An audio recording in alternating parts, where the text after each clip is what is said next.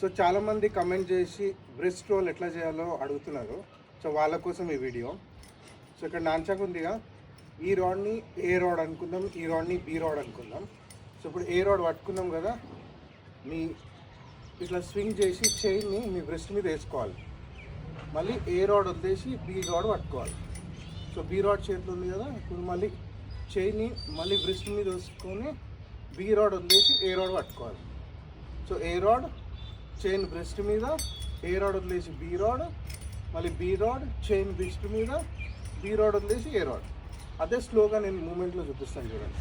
So ఇట్లా 1 2 3 4 5 6 7 8 9 10.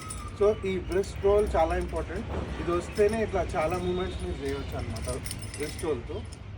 So నేర్చుకోండి పర్ఫెక్ట్గా. బోత్ హ్యాండ్స్ తోటి బ్రెస్ట్ రోల్ నేర్చుకోండి.